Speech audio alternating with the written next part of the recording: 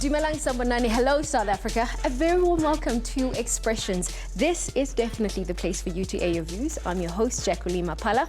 And I'm Ngolisi Masang, your host. Now, there are growing calls for security as well as law enforcement, of course, to be intensified. This is as we've seen a spate of violent attacks in our schools, just barely 2 weeks since ukuvula kwezikole, Jackie. Now, this has, of course, sparked fears ukuthi this will get out of control and escalate if nothing is done. Umbuzo mkhulu on Expressions namhlanje siyabuza-ke, is violence in South African schools ever going to come to an end? And I'm glad that's a very, very important question. But despite all the challenges that are happening in our schools in terms of violence, there are young people on the ground who are doing their bit to make sure that they bring an end to violence. Let's take a look at this insert we prepared for you.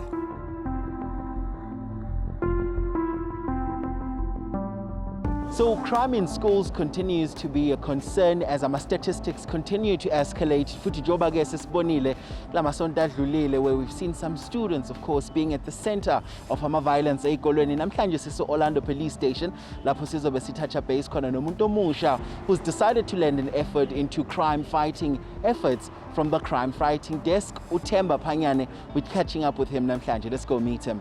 All right, THEMBA, it's great to have you on the program. Welcome to Expressions. Thank you for your time. So talk to us about how the Youth Crime Prevention Desk works. How do you guys work in order to curb crimes? Okay. In schools, what we do, we establish something called the School Safety Desk, where we take a certain student or certain learners to be in a kind of a committee who discuss the issues of safety in schools each and every day, and we go there and assist, talk to them. We give them the platform to express themselves and on how can we change the outlook of the violence in school, the safety part of it, and other issues. There's a lot of issues that we address, not only violence, but we have teenage pregnancy, we have human trafficking, we have these kind of things, just to still their thought. What is it that we can do to make things better? So what is the cause of violence? Yeah, honestly speaking, there's a lot of things that cause violence. But the first thing first is, I think one is mentality of young people, how they react to different situations. Another thing, substance abuse play a critical role. I think that something that we can't control because we can't go out and say don't drink, even if we can manage that, but we don't go with people around policing them what they should do, what they must not do. How do you determine whether a school is violent, and how do you exactly measure this? Remember, we are not working alone. We have different kind of stakeholders that we are working with. One is SGB, one is Community Police Forum, which is our mother body, and the other is the principal on their own. They work with us each and every day. So they will always call us. As the school, we are very much happy about the relationship that we are having with SAPS and the crime prevention in the area. And then we are looking forward to this relationship to ensure that our learners are safe in the school. So how would you gauge the level of safety for the school that we were at today? The level of safety is bad. It's currently bad. I was watching news today in the morning about the incident that happened there it was THEMBA, when the teacher was shot beside. Yeah. So just imagine that situation. If it is happening outside the school gate, what about inside the school gate? It means they are not safe in that, because we don't have the security measures that are in place to protect the teachers inside and the learners inside. We come to school to talk to you. We love you. We need you to be our future for tomorrow, right? As always, avoiding substance abuse, avoiding because if you do that, it's crime. You get arrested, you get fingerprint. Tomorrow you won't get job. of your choice. Let's talk about what young people can do to help in the fight against crime. Try to come with innovative ways or creative ways to see how can we do, because at the end of the day I can speak today, but without action nothing is going to happen. But if we can come together, all the stakeholders involved, education, SAPS and so on and so forth, come together and sit in a round table and discuss the issues and the security issues of the schools around each and every school in our vicinity. And of course, that was the incredible work that is done by the Youth Crime Prevention Desk.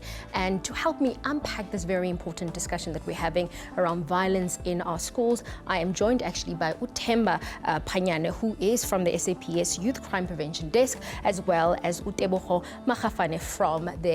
from COSAS. Will violence within South African schools actually come to an end? What is the experience that you're seeing on the ground as COSAS?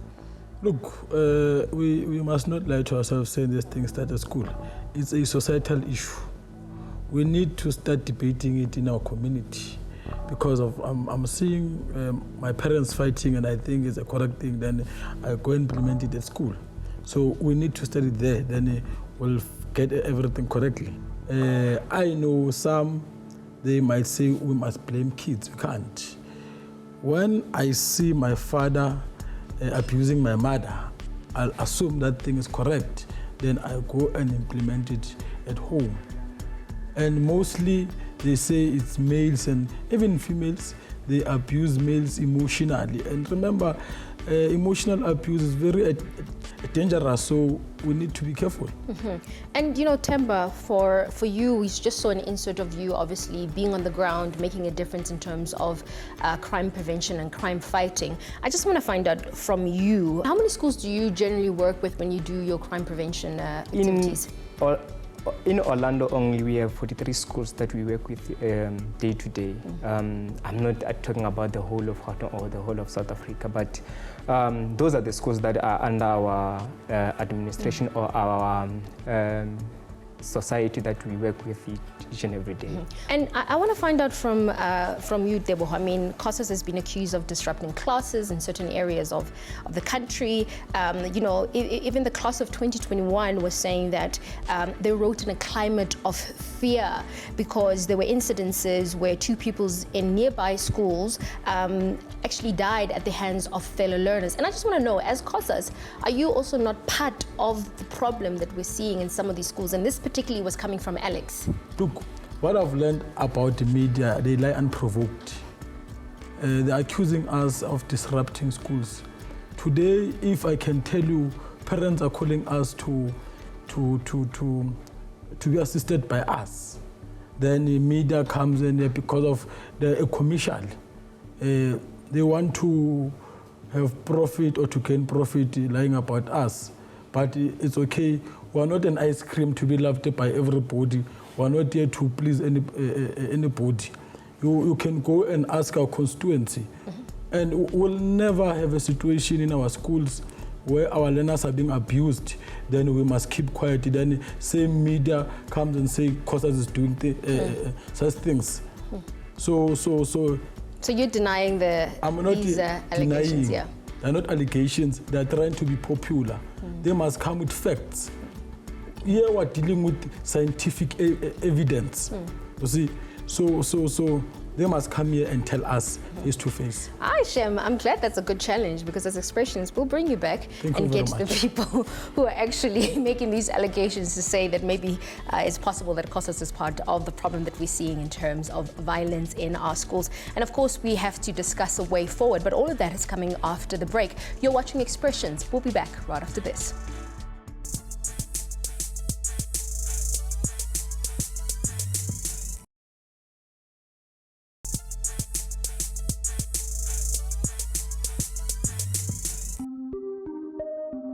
Hello Expressions, my name is Kenzani Koza and I'm going to be a street journalist for the day. I'm here with my fellow students of Sigonolini High School and I am here to ask them a few questions about violence. So, do you feel safe in the school? Not at all. And why is that? Because there are some other kids who carry knives and guns at school, so that's why I don't feel safe. Other learners at the school, they fight against others, then they bully us, take their problems from home, get them to school. Other kids are bullying us, and I guess What do you think causes violence in the school? Is that some other kids think that they are tough on others, so that's why there is violence in the school. The thing that causes violence in the school is because others think that they're better than us. They're better than others, so they want to bully us and show themselves that they are tough. Ngicabanga ukuthi into ecause violence esikoleni ukuthi abantwana bahlukunyezwa from emakhaya, so bafika la benze the way benziwa ngayo emakhaya. The thing that we can do to prevent violence in the school is that we can include the police officers. Sikhuluma nabazali babo, then ke namapholisa bekhona. And we can involve teachers, parents, elders. I think we should report them to the police officers or the teachers. I think that we can end violence in our schools by reporting them to elders so they can be faced and be straightened out, or they can go for therapy or something, because we're tired of children in our schools to be bullied or pressurized, or even they can even commit suicide, so that's a bad thing. So I think we can prevent violence from schools by reporting those people or children.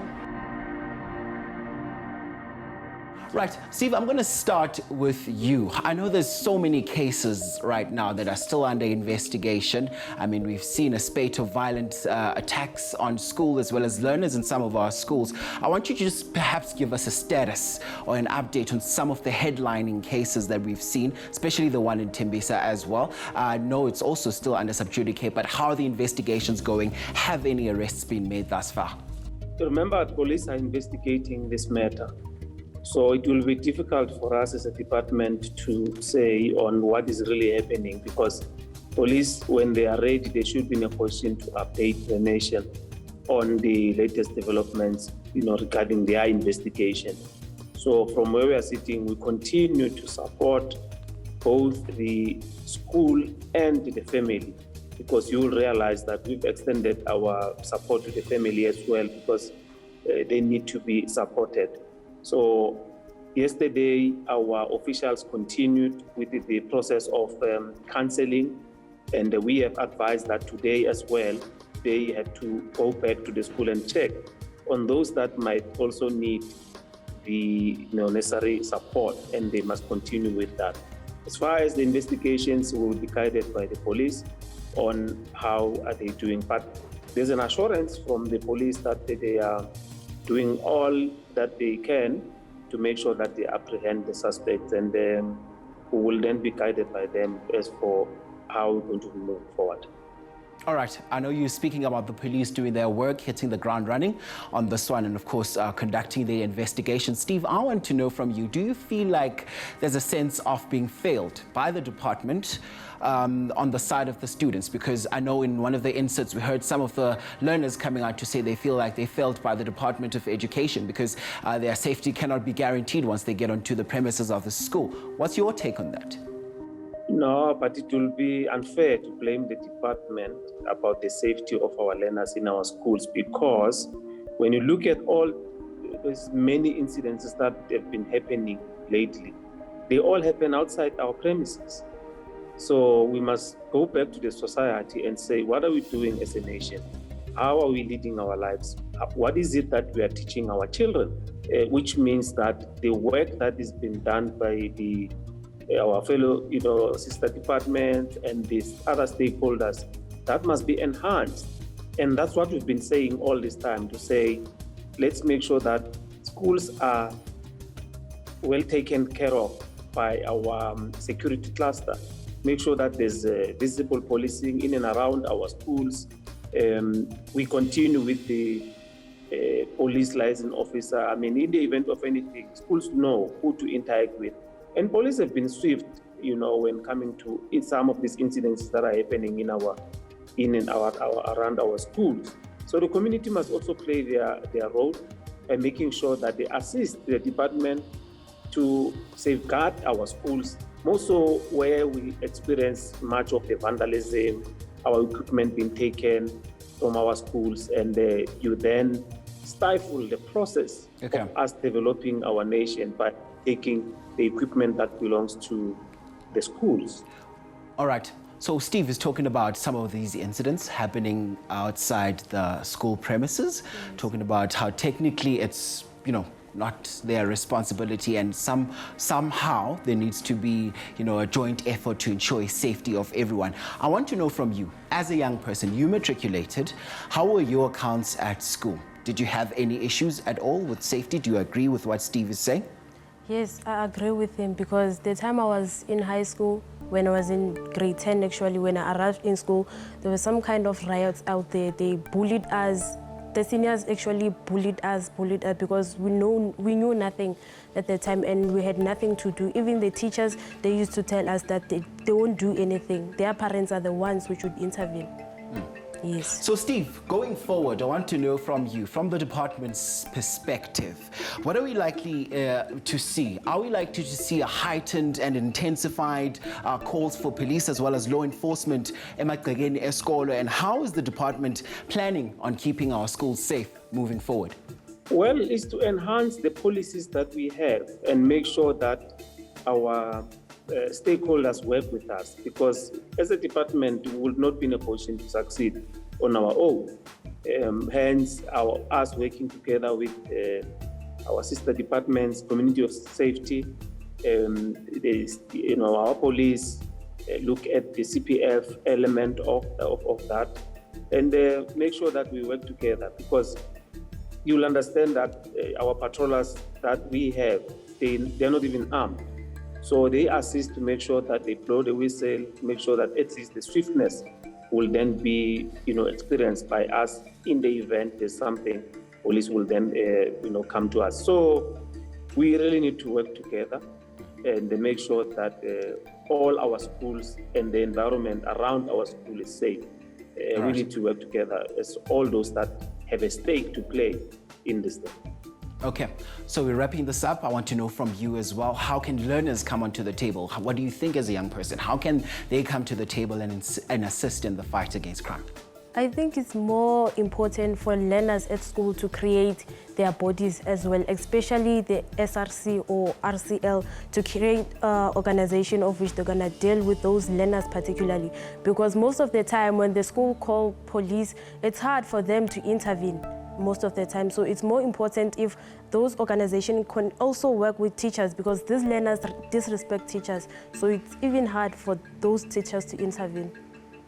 Yes. All right, so more discipline in our schools. Steve, before we let you go, I know we pressed for time. I just want to know from you, what is the department doing differently in 2022? Because, come on, this must stop now. We can't be reporting on violence every school year. Talk to us about some of the plans. I know you've already touched on some of them, but just some of the plans in position for 2022. Well, it's just to make sure that the policies that are there are implemented, and work very closely again with municipalities as well. They will include us in their plans, so that when they conduct necessary security work around our schools, they are then in a position to assist us. That's what we really need. But those that are suggesting that we must then have security with armed guards and all that, we will not afford that as a department, and MEC has already indicated that.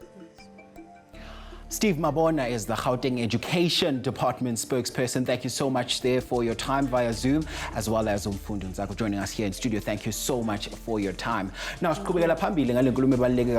we return, what do you have to say about some of the things that have been said in this particular segment? Do interact with us in This is Expressions. We're back after this.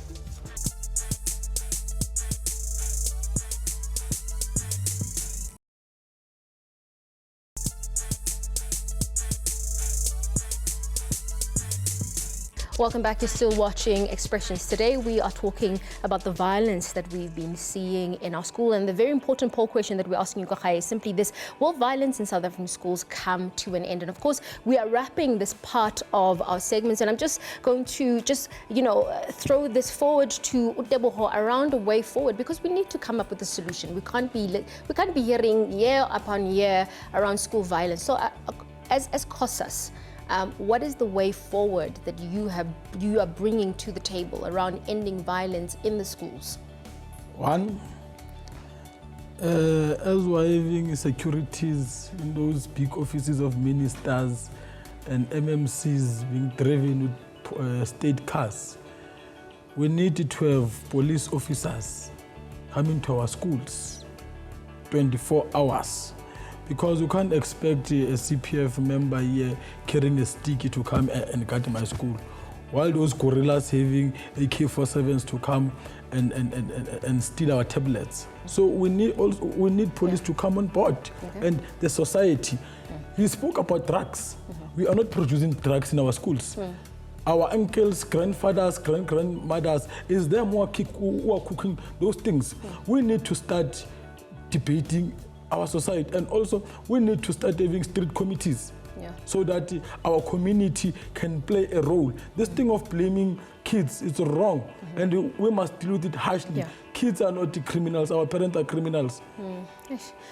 Listen, you're saying it's a lot of, I feel like there's a lot of coming our way. I mean, you mentioned that people are gorillas. People are not gorillas, but I mean, we'll address this another day. And the media, but I mean, we need to be careful about what we say about people and how we categorize people. There still needs to be respect in the way that we do things. No, it's fine. Let's not defend the wrong things in magic. No problem, no problem. And I absolutely agree with that. That's definitely wrong. No problems. Themba, 10 seconds. What can young people do to make sure we prevent crime in our schools? The problem is that young people are not given a space to address their own issues. Someone from there come and address the issues of young people, and someone who's not even in the ground. So it's high time that young people are given an opportunity to address their own issues. Yeah, absolutely. Thank you. Short and sweet. I wish Tebogo had actually taken a page from your book. And of course, that was Tebogo Magafane from COSAS, as well as Themba PHANYANA from SAPS Youth Crime Prevention Desk. Mko, what a show. My goodness. Yeah. I mean, this is such a burning issue, but it's also deeply problematic that even in 2022, we're still struggling with this particular issue. I'm not really sure what is missing, why we can't get this right, you know? No, and what I really liked is listening to some of the guests saying that it's not going to be an overnight thing, which is Qedama violence, but it's going to be a combined effort from Abazali, from the department itself, as well as from the law enforcement officers. But thank you so much for your participation in Gundunzetu Zokumana. This has been another installment of Your Expressions. Thank you so much for watching. Till next time, adios. We're ending off with the performance. Take a look at this.